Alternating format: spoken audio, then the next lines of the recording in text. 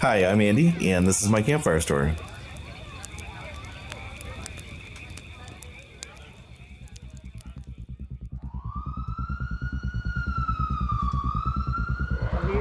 I'm an emergency room doctor. I got a 20 on left ankle. We deal with things in the emergency room almost every day that are life and death. We're going to be taking her straight to the operating room, OR 9. I try to leave my life open to being able to engage with a patient in a special way. I can remember times where I've got to cry with patients, and I have quite a few patients that I think I'll carry in my mind for the rest of my life.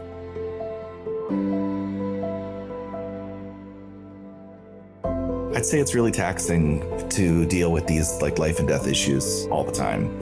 It really takes a lot more from you than you realize. And even when you start the process of becoming a doc and becoming an ER doc specifically, I don't know that you ever really can know just how much it's going to require that you pay from your own life and from your own emotion. You have to have relationships to find encouragement. I think I had a lot of questions, and I've always had a lot of questions about my faith and what I was reading and how that squared with the way that I saw people practice their faith.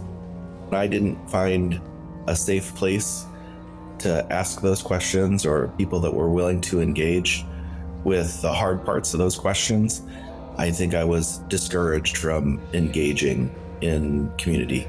To be really honest, I had some bad experiences with church and with faith communities, and had some hurtful things happen when, my family and I really needed the church to be there for us. And that might mean that faith was invalid.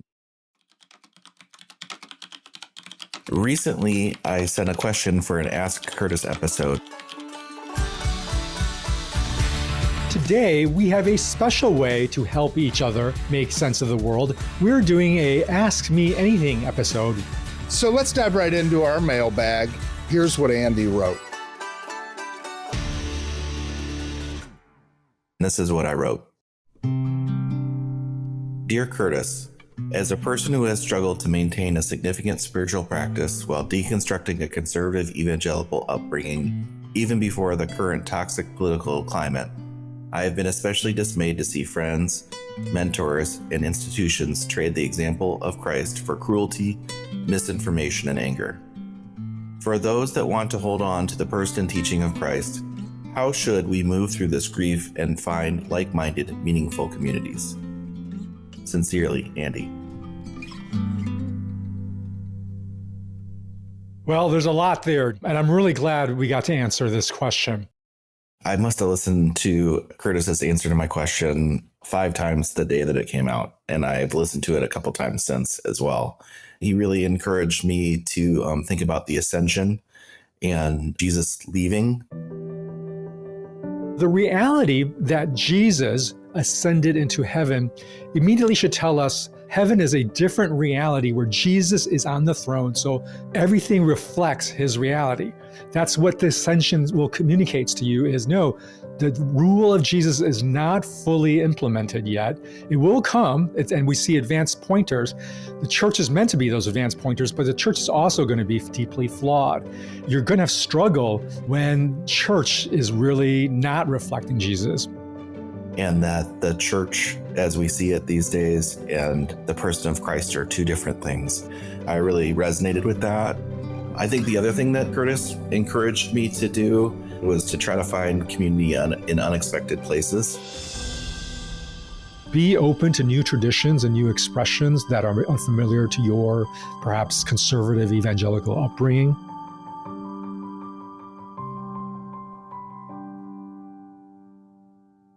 So the next week, in fact, Curtis was speaking that day with Jared Boyd.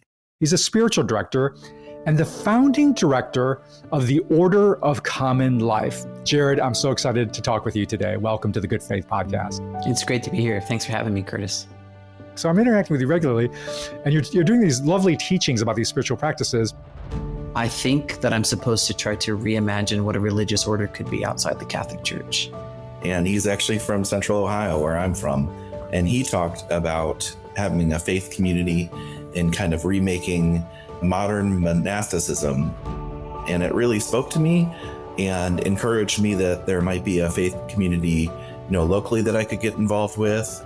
So I've reached out to that community and got some suggestions for, local churches and books to read, really reformat my faith, because that was what I was trying to express to Curtis, was that the faith that I had been raised with as a child just didn't work in practice when I'm doing life and death work every day. I've been working on that for a really long time now, and I was really encouraged to have such a specific example of, in my mind, God asking me to make a move towards community and towards a spiritual practice.